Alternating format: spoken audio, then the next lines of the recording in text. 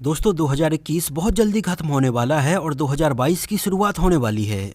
और आने वाला साल 2022 सिनेमा प्रेमियों के लिए बहुत ज़्यादा खास होने वाला है, जहां पर हमें साउथ की और बॉलीवुड की एक से बढ़कर एक फिल्में देखने के लिए मिलने वाली हैं।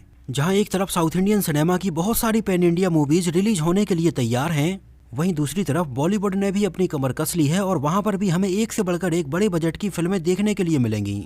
आज के टाइम पर साउथ इंडियन फिल्मों और वहाँ के एक्टर्स का क्रेज लोगों के बीच में कितना ज़्यादा है, इसको बताने की ज़रूरत नहीं है। और फिलहाल तो ऐसी कंडीशन आ चुकी है कि लोग बॉलीवुड फिल्में देखना बिल्कुल पसंद ही नहीं कर रहे हैं। और इसकी एक मेन वजह ये है फिल्मों में दिखाया जाने वाला कंटेंट, जो कि आजकल ज़्यादातर बॉलीवुड फिल्मों में हमें देखने के लिए नहीं मिल रहा है। और आने वाली साउथ इंडियन सिनेमा की पैन इंडिया मूवीज़ के टीजर और ट्रेलर देखकर तो लोगों का एकदम दिल खुश हो गया है। अगर आने वाले बड़े बजट की पैन इंडिया मूवीज की बात करें तो इनमें हमें RRR, Radhe Shyam, KGF chapter 2, Ponniyin Selvan, Liger, Adipurush, Salaar और पावर स्टार पवन कल्याण की शिवम जैसी कुछ अपकमिंग फिल्में हमें देखने के लिए मिलेंगी। इसके अलावा अभी हाल ही में रिलीज हुई स्टाइलिश स्टार अल्लू अर्जुन की एक pan India movie Pushpa the rise release हुई है। हालांकि अल्लू अर्जुन की इस most awaited pan India movie को हिंदी वर्जन में बहुत ज़्यादा थिएटर्स नहीं दिए गए हैं और बहुत सारी जगहों पर फिल्म पुष्पा के हिंदी वर्जन के बहुत ही लिमिटेड शो चलाए जा रहे हैं, जिसका सीधा सीधा फर्क हमें फिल्म पुष्पा के ओवरऑल कलेक्शन में भी देखने के लिए मिलेगा। लेकिन ये सारी अपकमिंग पैन इंडिया मूवीज एकदम धमाल मचाने वाली हैं, जहां पे लोग भर भर के इन कंटेंट वाली फिल्मों को अपनी भाषा में रिलीज होते ही देख पाएंगे। एक बात तो बिल्कुल तय है कि ये सारी फिल्में हमें एक अलग ही सिनेमैटिक एक्सपीरियंस कराएंगी, जैसा कि हमें अभी हाल ही में रिलीज हुई फिल्म पुष्पा में भी देखने के लिए मिला। घने जंगलों में रियल लोकेशन पर अल्लू अर्जुन का स्टाइलिश लुक वाकई में एकदम देखने लायक था। अभी फिलहाल फिल्म पुष्पा का केवल एक पार्ट रिलीज हुआ है, इसका एक और पार्ट हमें बहुत जल्दी देखने के लिए मिलेगा। अब जो आने वाले समय में पैन इंडिया फिल्में रिलीज हो रही हैं वो काफी ग्रांड स्केल पर बनाई जा रही हैं। अगर देखा जाए तो इस टाइप की पैन इंडिया फिल्मों की शुरुआत फिल्म बाहुबली से हुई है, जहाँ पर हमें SS राजमौली की फिल्म बाहुबली में एक अलग ही दुनिया दिखाई दी है। इतना बड़ा सेट, ऐसे कैरेक्टर्स और ऐसी लोकेशंस लोगों ने आज तक नहीं देखी थी। और यही सारी बातें फिल्म बाहुबली को इतना खास बनाती हैं, जिसने उस टाइम पर इतने सारे रिकॉर्ड बनाए थे। इसके बाद फिल्म KGF चैप्टर 1 जब रिलीज हुई तो उसमें भी कुछ ऐसा ही हमें देखने के लिए मिला, जिसमें भी हमें एक बहुत ही अलग तरह की सिनेमैटिक लोकेशन दिखाई गई। जिस टाइप की लोकेशंस या शूटिंग इसके पहले लोगों ने केवल हॉलीवुड फिल्मों में देखी थी। उस टाइम पर KGF चैप्टर 1 शाहरुख खान की फिल्म जीरो के साथ एक ही दिन रिलीज हुई थी। और स्टार्टिंग में तो फिल्म जीरो KGF चैप्टर 1 से काफी आगे निकल गई थी, लेकिन बाद में जब धीरे धीरे लोगों ने फिल्म KGF चैप्टर 1 देखी तो लोग इसके दीवाने हो गए और ये फिल्म लोगों को बहुत ज़्यादा पसंद आई। और अभी अपकमिंग फिल्मों में लोग KGF चैप्टर 2 का भी बड़ी बेसब्री से इंतजार कर रहे हैं। फिल्म के मेकर्स ने भी KGF चैप्टर 2 को KGF चैप्टर 1 से बड़ा बनाने में कोई कसर नहीं छोड़ी है। एक्चुअली KGF चैप्टर 1 में बॉलीवुड के किसी भी एक्टर को साइन नहीं किया गया था, लेकिन KGF चैप्टर 2 में हमें रवीना टंडन और संजय दत्त भी बहुत ही इंपॉर्टेंट किरदारों में नजर आने वाले हैं। KGF चैप्टर 2 में संजय दत्त और रवीना टंडन की प्रेजेंस से ये फिल्म नॉर्थ इंडिया में भी लोग बहुत ज़्यादा देखने वाले हैं। वैसे ये सारी चीज़ें बहुत अच्छी भी हैं, क्योंकि बहुत सारे लोग साउथ इंडियन एक्टर्स को नहीं जानते हैं। इस वजह से बहुत सारे लोग इन फिल्मों से उतना ज़्यादा कनेक्ट नहीं हो पाते हैं। लेकिन अगर इन फिल्मों में साथ में बॉलीवुड एक्टर या एक्ट्रेस को साइन किया जाएगा तो नॉर्थ इंडिया से भी बहुत सारे लोग इन फिल्मों से जोड़कर बहुत अच्छे से अपने आप को देख पाएंगे और ये फिल्में काफ़ी अच्छा कलेक्शन करेंगी। हालांकि जिन लोगों ने उस टाइम पर KGF चैप्टर 1 सिनेमा हॉल में देखी होगी वो समझ सकते होंगे कि ये फिल्म किस लेवल की बनाई गई थी। कुछ ऐसा ही हमें SS राजमौली की आने वाली फिल्म RRR में भी देखने के लिए मिलने वाला है। ये भी डायरेक्टर SS राजमौली की बाहुबली के बाद एक most awaited pan India movie है। और इस बार तो डायरेक्टर SS राजमौली ने फिल्म RRR का बजट इतना ज़्यादा रखा है जितना कि फिल्म बाहुबली पार्ट 1 और पार्ट 2 दोनों को मिलाकर था। इसके अलावा डायरेक्टर SS राजमौली इस फिल्म को पूरी तरह से नॉर्थ इंडिया से कनेक्ट करने के लिए फिल्म में उन्होंने रामचरण और जूनियर NTR के अलावा अजय देवगन और आलिया भट्ट को भी साइन किया है, जिसकी वजह से बहुत सारे ऐसे लोग जो कि साउथ इंडियन फिल्में देखना पसंद नहीं करते हैं वो भी इस फिल्म से जुड़ पाएंगे। फिल्म RRR का धमाकेदार ट्रेलर देखने के बाद ऐसा समझ में आता है कि ये फिल्म ऑल टाइम ब्लॉकबस्टर साबित होने वाली है। फिल्म के ट्रेलर में देखने के लिए मिले एक एक सीन बिल्कुल आइकॉनिक हैं। फिर चाहे रामचरण का एंट्री सीन हो, जूनियर NTR का एंट्री सीन हो, शेर से लड़ने वाला सीन हो, एकदम एनर्जी से भरपूर जूनियर NTR और रामचरण का डांस हो, फिल्म RRR के ट्रेलर का एक सेकंड भी ऐसा नहीं था जिसे देखने के बाद गूस बम्प न आए।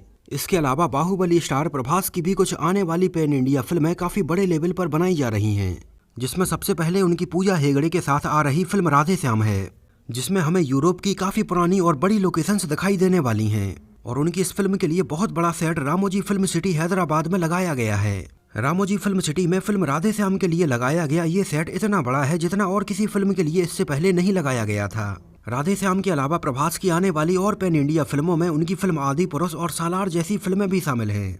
आने वाली पैन इंडिया फिल्मों में विजय देवरकोंडा की धर्मा प्रोडक्शन के साथ फिल्म लाइगर के भी काफी चर्चे हो रहे हैं। मतलब 2022 में तो हमें एक के बाद एक इतनी सारी पैन इंडिया फिल्में देखने के लिए मिलेंगी कि शायद लोग बॉलीवुड फिल्में देखना ही भूल जाएं।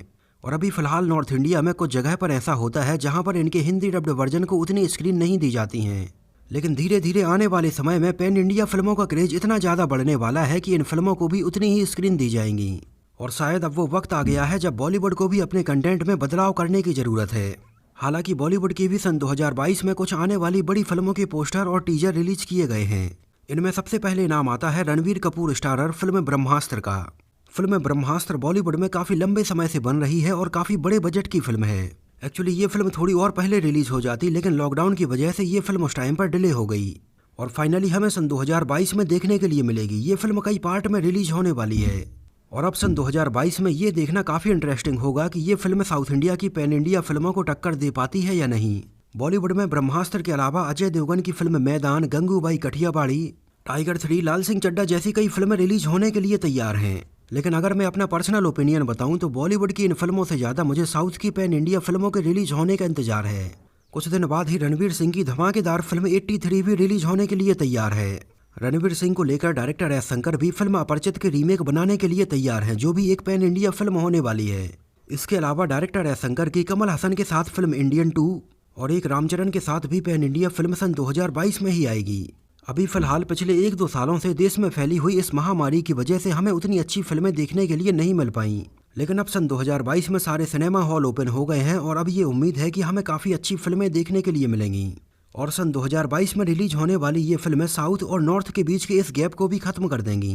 इस साल कुछ ऐसे साउथ इंडियन एक्टर्स भी बॉलीवुड में अपना डेब्यू करने के लिए तैयार हैं जिनकी हिंदी डब्ड फिल्मों को यूट्यूब पर बहुत ज़्यादा देखा जाता है। जिनमें सबसे पहले नाम आता है बेलमकोंडा साई श्रीनिवास का, जिनकी फिल्म छत्रपति की रीमेक बॉलीवुड में जल्दी आने वाली है। एक्चुअली छत्रपति सन 2005 में आई डायरेक्टर एस राजमौली की प्रभास स्टारर एक तेलुगु फिल्म थी, जिसके रीमेक से ही बेलमकोंडा साई श्रीनिवास बॉलीवुड में अपना डेब्यू करने वाले हैं। और अभी रिसेंट टाइम में पैन इंडिया फिल्मों का बॉक्स ऑफिस पर इतना अच्छा कलेक्शन देखते हुए ज़्यादातर साउथ के फिल्म मेकर्स अभी ये प्लान कर रहे हैं कि वो जो भी बड़े बजट की फिल्म बनाएंगे उसको एक पैन इंडिया फिल्म के तौर पर ही बनाएंगे, जिससे कि उनकी ओरिजिनल फिल्म ज़्यादा ऑडियंस तक पहुंच पाए और उनका रेवेन्यू भी बढ़ पाए। एक्चुअली 90s और उसके पहले के भी कुछ डायरेक्टर्स ऐसे रहे हैं जो कि साउथ और बॉलीवुड की फिल्मों में एक बैलेंस बनाकर चले हैं, जिनमें डायरेक्टर मणि रत्नम भी एक हैं, जिन्होंने 90s में बनाई गई अपनी फिल्मों को हिंदी डब करके बॉलीवुड में भी रिलीज किया है और उनके द्वारा बनाई गई ये फिल्में हिंदी ऑडियंस ने भी बहुत ज़्यादा पसंद की हैं। इनमें उनकी रोजा और बॉम्बे जैसी कई फिल्में शामिल हैं। डायरेक्टर मणि रत्नम हमेशा से ही बॉलीवुड और साउथ की फिल्मों के बीच में एक बैलेंस बनाकर चले हैं। आगे चलकर उन्होंने अभिषेक बच्चन और ऐश्वर्या राय को साथ में लेकर फिल्म रावण बनाई थी और सेम इसी स्टोरी वाली फिल्म उन्होंने चियान विक्रम और ऐश्वर्या राय के साथ तमिल में भी बनाई थी। हालांकि तमिल में यही सेम कहानी वाली चियान विक्रम स्टारर फिल्म एक सुपरहिट फिल्म रही थी, जबकि बॉलीवुड में अभिषेक बच्चन स्टारर फिल्म रावण बुरी तरह से फ्लॉप हो गई थी। मणि रत्नम के अलावा डायरेक्टर एस शंकर भी अपनी ज़्यादातर फिल्मों में साउथ और नॉर्थ इंडिया को बैलेंस करके ही चले हैं। जैसे सन 1996 में आई उनकी Kamal Haasan starrer film Indian को उन्होंने हिंदी में भी डब किया था। एक्चुअली उस टाइम तक तो लोग साउथ इंडियन फिल्मों से इतना ज़्यादा वाकिफ़ नहीं थे और इनको इतना देखना पसंद भी नहीं करते थे, लेकिन फिर भी उस टाइम पर डायरेक्टर एस शंकर ने अपनी फिल्म इंडियन को हिंदुस्तानी के नाम से हिंदी में भी रिलीज़ किया था। आगे चलकर उन्होंने अपनी सुपरहिट फिल्म मुधालवन का हिंदी रीमेक अनिल कपूर के साथ नायक के नाम से बनाया था। हालांकि अफसोस की बात यह है कि उस टाइम पर इतनी ज़बरदस्त कहानी वाली फिल्म नायक भी बॉक्स ऑफिस पर फ्लॉप हो गई थी, लेकिन अच्छे कंटेंट वाली फिल्में हमेशा अच्छी ही रहती हैं और ऐसा ही फिल्म नायक के साथ भी हुआ था। जो फिल्म रिलीज के टाइम पर तो बॉक्स ऑफिस पर बुरी तरह से फ्लॉप रही, लेकिन आगे चलकर लोगों ने इसको इतना ज़्यादा पसंद किया कि फिल्म नायक को आज बॉलीवुड की कुछ कल्ट फिल्मों में गिना जाता है। लेकिन एस शंकर ने यहाँ भी हार नहीं मानी और अपनी हार आने वाली फिल्म को वो हिंदी में भी बनाते चले गए और इसमें साउथ इंडियन फिल्म इंडस्ट्री के ऐसे ही लेजेंडरी डायरेक्टर्स का बहुत बड़ा योगदान है, जिससे कि लोग आज साउथ इंडियन फिल्में देखना पसंद कर रहे हैं और आने वाले समय में तो हमें और भी ज़्यादा बदलाव इंडियन सिनेमा में देखने के लिए मिलेंगे। साउथ इंडियन सिनेमा के इन डायरेक्टर्स के अलावा बॉलीवुड में भी कुछ डायरेक्टर ऐसे हैं जो कि हमेशा बहुत अच्छे कंटेंट वाली फिल्में बनाते हैं, जिनमें बॉलीवुड के ऐसे डायरेक्टर्स में सबसे पहले नाम आता है डायरेक्टर राजकुमार हिरानी का, जिन्होंने अपने करियर में आज तक जितनी भी फिल्में बनाई हैं सब एक से बढ़कर एक सुपरहिट साबित हुई हैं। डायरेक्टर राजकुमार हिरानी ने बॉलीवुड में मुन्ना भाई MBBS, 3 इडियट्स, PK और संजू जैसी कई ब्लॉकबस्टर फिल्में बनाई हैं।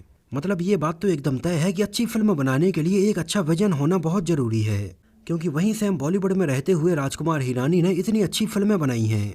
इंटरेस्टिंग बात यह है कि सन 2008 में आई डायरेक्टर राजकुमार हिरानी की फिल्म 3 इडियट्स का रीमेक तमिल सिनेमा के जाने माने डायरेक्टर एस शंकर ने तमिल में नन के नाम से बनाया था। मतलब आज भी बॉलीवुड में ऐसे बहुत सारे डायरेक्टर्स और राइटर्स हैं जो कि अच्छी फिल्में बना सकते हैं। साउथ इंडिया की रिलीज होने वाली पैन इंडिया फिल्मों में से आपको सबसे ज़्यादा इंतजार कौन सी फिल्म का है, हमें कमेंट में ज़रूर बताइए। और आपको क्या लगता है कि 2022 का साल सिनेमा के हिसाब से कैसा होगा, हमें कमेंट में अपना ओपिनियन ज़रूर बताइए। और अगर ये वीडियो आपको पसंद आया हो, मेरी मेहनत आपको पसंद आई हो, तो इसको प्लीज़ लाइक करके मुझे इस बात का जवाब ज़रूर दीजिए। तो मिलते हैं किसी नए वीडियो में साउथ इंडियन फिल्म इंडस्ट्री से जुड़ी कुछ ऐसी ही इंटरेस्टिंग और रोचक बातों के साथ।